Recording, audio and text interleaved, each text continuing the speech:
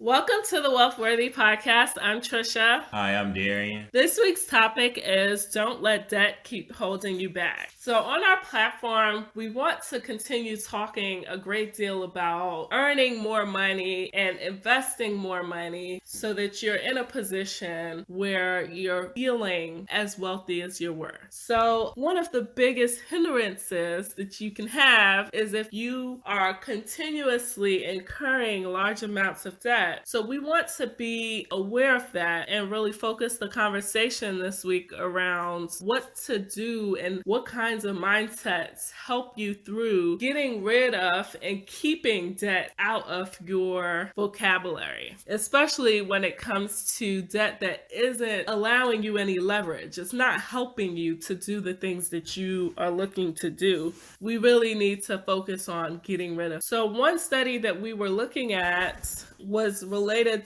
to an article on CNBC where they mentioned millennials have on average $42,000 in debt. About a fourth of that related to credit cards and 16% of that related to student loans. Now, we've been talking a lot lately in the news about student loan debt and trying to figure out ways to help people through that situation. But credit card debt is also a major issue that we haven't been focusing on as much just because it's something that the consumer is doing that's helping the economy as a whole.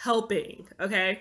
So we really need to put ourselves in a situation where we're not the ones being the root of this issue. And one of the best ways to do that is by understanding what are the reasons for people getting into debt, and then how you can shift your mindset so that you're thinking about things that will help you through the situations that you're encountering and looking past that so that we can focus on doing more investing and more earning to get the lifestyles that we really want. So when you think through, what are reasons that people are getting into debt? I think most of the time people don't have a budget. So I know we all get those brochures in the mail, get a credit card today, get approved for $20,000, zero down for 24 months. So you be like, all right, yes, that's a great deal. You get the card and you just start swiping. You use the card for everything. And then before you know it, you're in debt. And you get another brochure in the mail and you sign up for a second credit card. Pretty much the same offer, maybe a little bit more money. And it's just a continuous pattern that people just really don't know when to stop. But I think it all starts with a budget and just knowing what you're bringing in, knowing what bills you have, and trying to come up with a game plan to be able to say, hey, this is what I make for the month, these are my bills, and figuring out ways to make everything offset and be able to pay the bills and not use the credit cards as much, only during emergencies. So I think that's definitely not recognizing how much you're really spending is a huge part of it, especially in today's Amazon world where you can throw as many things in the cart as you want, and then when you look at it at the end of the year, you're wondering, what the heck did I buy that cost me all this money? And so the reality is, the more deliberate you are about your day-to-day purchases, the more you can control the amounts of debt that you have in the long term. So you do need to put intention on what it is that you're spending. And a good way to even think through that is by understanding how much of the debt that you have on a regular basis is avoidable versus what's pretty fixed based on the situations that you have going on. So I think too, we need to address the idea of living within your means versus living beyond your means, because there are things that we think we need, but it's not necessarily a need. So you might be living in a 3 or 4 bedroom space when you're the only one who lives in that space. So 1 bedroom or 2 bedrooms might be more than enough. Or if you're purchasing a house and you're looking at a space that's much bigger than you need, then that's usually one of the biggest spends that we're making. And the more you're spending in that area, the less you have to spend on all of the other areas that are responsible for the lifestyle that you want. So if you tack on high apartment or mortgage costs with high car payments or tons of Uber rides, right? Like you might be in a situation where you're spending way more on living and transportation than you intend to. So you really have to evaluate that and not just focus on how it makes you look to other people. So if that's a source of your debt, then you need to think, like, is there a way that I could downsize? Or is there something that I could do differently? Should I be rooming with someone?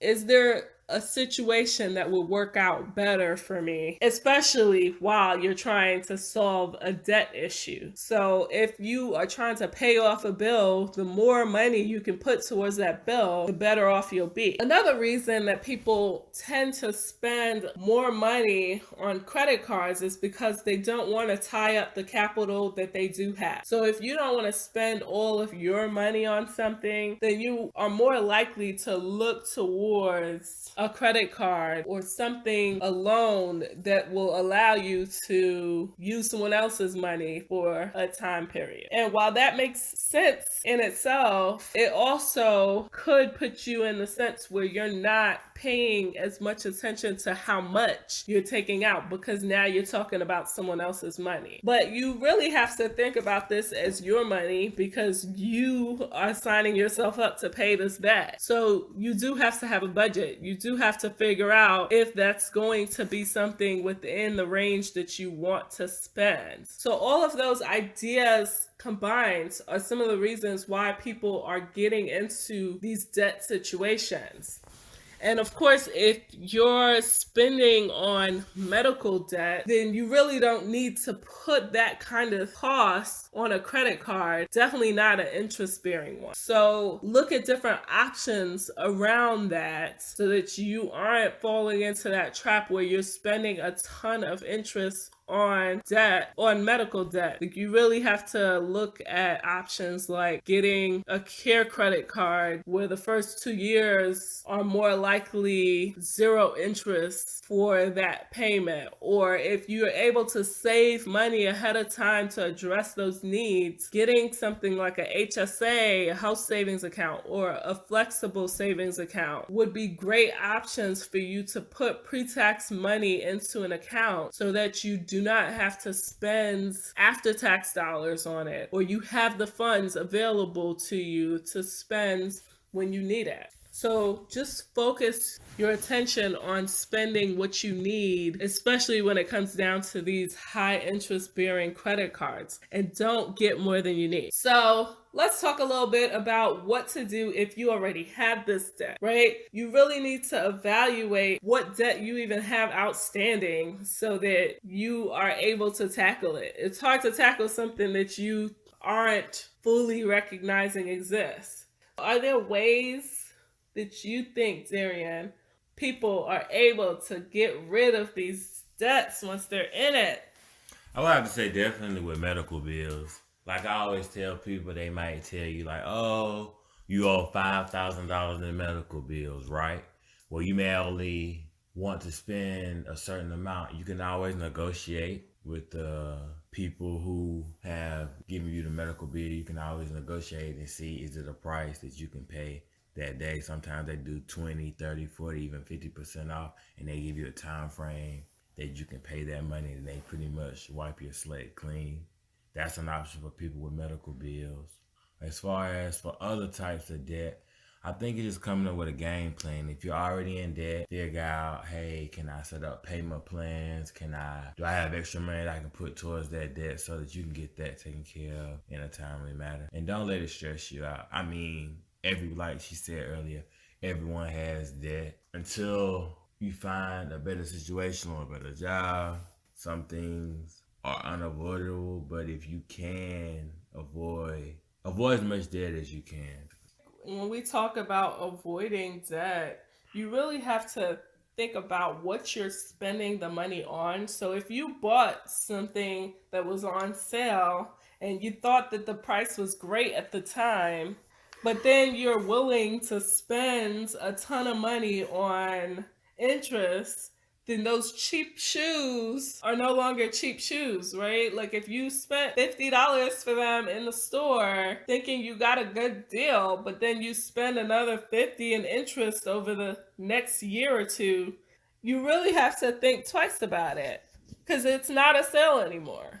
And so you really have to evaluate those situations. Once you've already bought the shoes, right, what can you do to get the money back? Of course, you can think through what can you get rid of, what can you resell. You can also look at just paying off the things that have the highest interest rates first. When I listen to people who are more focused, like Dave Ramsey, on making sure that you have enough motivation to continue paying, he usually recommends that you tackle the smallest balances first so that you can feel like you have a win. And there's a lot of validity in that. You really do want to make sure that you can spend your money on things that help get you that win. So if paying off the smallest balance allows you to feel like, hey, instead of 4 different things that I have to worry about, now I only have 3, then that might be perfect for you. But along those lines, I also think about if you have multiple cards, you want to figure out how to consolidate those best. If there's one card that has a lower interest rate than the others, is it beneficial for you to consolidate the others with that one? Just looking at those different options.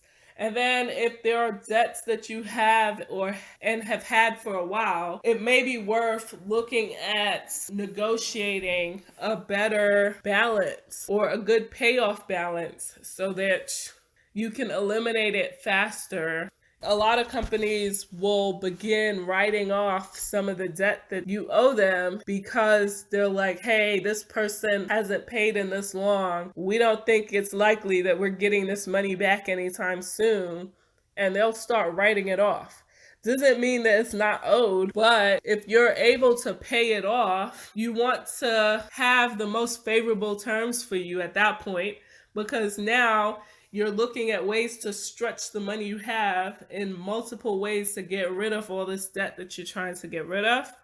And if you can make that balance lower, then that's something that's great to do. You don't necessarily have to go out and find someone else that can help you consolidate your debt. You can try to work this out yourself. This is a problem that you've incurred, and so you need to be able to understand exactly how it's being managed, and sometimes paying someone else to do it isn't your best bet. If these debts tend to go on your credit report, a lot of them tend to fall off after 7 years. And so that's a long time to wait, especially if you have goals in mind for the near future. So whilst waiting 7 years might sound great to some, but if you know you want to do something now, then you really have to figure out how to negotiate that sooner rather than later. So let's talk through just some best practices. What are some things that you can do to begin shifting your mindset so that you don't fall into the same situations over and over? I think, like we said before, just having a budget, knowing what you're bringing in, a lot of setting money aside, saving money, and also putting money aside for emergencies so that when things do come up, you're able to pull that money aside and pay for whatever it is you need to pay for. Also, if you can get a second income coming in, that's always good. So then you won't feel so much pressure from your first income. You can lose your second income towards some of the debt that you currently have. Yeah, I think we've talked through a couple of things that I'd want to reiterate, where you do want to make sure that you're in a more modest living space if possible. You want to have a more modest vehicle if you're owning a vehicle, or if you're spending all your money on Ubers and Lyfts, you need to start thinking about which locations you can walk to versus taking Uber or Lyft, right? Sometimes it's unavoidable but you really want to focus in on those areas where you can lower your overhead costs. We have overhead costs as individuals, so you need to focus on lowering that for yourselves. And then avoid lifestyle creep. If you are making more money, don't start spending more. You really need to maintain the same kind of lifestyle you have so that you're able to put more money on to the debt that you owe. So don't earn more to spend more, especially not when you have debt. We talked about limiting the number of cards that you own. So if you own a number of cards for all the free introductory rates that they offered you or the bonus points that they've offered you, now it's time to think about, hey, I've gotten those things, let me cut these up, or let me try to consolidate the cards, because you really don't need to be maintaining or giving yourself that kind of temptation to spend way more than you have. And if it's been a habit for you in the past, you don't want to give yourself a reason to continue that same habit. The last thing I would say around best practices would be to just pay yourself first. You don't want to spend your whole check or your whole income on bills or on things that will put you back in the same cycle, right? Because if you don't have an emergency fund, if you don't have dollars set aside for things that you might need or things that are upcoming, then you might fall right back into the same space. So you really do have to save money before you pay out money to anyone else. Make sure that you're doing that. We've talked earlier in earlier episodes about setting up accounts so that you have that money automatically going to separate accounts. And that's one of the best ways that I've seen for myself, where I'm able to set money aside, like really just making sure you do what you need to do to pay yourself first. Now that we've talked about those best practices, the last area that we really wanted to discuss is just changing your mindset, because a lot of what we're talking about has to do with what you place value on and how you see different situations. So you really have to start thinking about what things you can do to change the way you even evaluate these situations. Don't just lose money because you're paying debt. Like, you're losing money every day that you're not able to invest it in other things, right? Like, you could be investing in your own education, you could be investing in a number of different things, investments, in appreciating assets. You could be doing a number of different things that will earn you more, but the more time that you're stuck spending on debt, the less time you're able to put focus on those areas that are really wealth generating. So we need you, and we need to as well be sure that we're focused on spending in areas that will wisely create us wealth. You have to take that shift where you say, you know what, I'll take this change or minimalist kind of lifestyle right now if it means that later I'll be able to do other things that will allow me to generate more. Reading some good books or listening to really great people talk about the things that they've done that help them through their situations can also be good inspiration. Rich Dad, Poor Dad was a really great book that allowed me to think through, like, hey, these are things that people are doing that allow them to focus more on earning rather than just sustaining the generic kind of lifestyle that we're used to, where we're following a specific path. And then you want to minimize risk wherever you can. So if that means taking out insurance so that you have funds available to you if something does go wrong, a lot of times we avoid taking out insurance policies because we weigh in our minds the reality of the situation, thinking like, hey, I'm not going to be sick this year, or I'm not going to get into that kind of accident that would require me to have gap insurance, or I won't be disabled, so I don't have to worry about having short-term disability income coverage. But these are things that could have a huge impact on you. And so thinking about those things ahead of time can be great ways ways for you to really focus your energy and relieve stress on the back end if it really is something that ends up happening in your life. So there are things that you really do have to put thought to, and if it's being avoided from your budget, then know and accept the kinds of risks that you're taking by not having that kind of insurance. And then decide that you're willing to be or live a certain lifestyle during the time that you are clearing up your debt. So don't go splurging or having tons of dinners out with friends knowing that you have a ton of debt that you still need to cover. So as much as we love creating a balanced lifestyle, you really can't repeat the same things that you were doing when you incurred the debt and then expect a different outcome. You have to think about these things holistically so that we can continue our conversations on growing your earnings and growing your investments so that you are gaining that wealth that we all are yearning for. All right. Well, thank you everyone for joining us on this week's topic. Feel free to continue on this conversation in the comments. We look forward to hearing from you all and talk to you again next week on Wealthworthy. Thank you. Bye. Bye.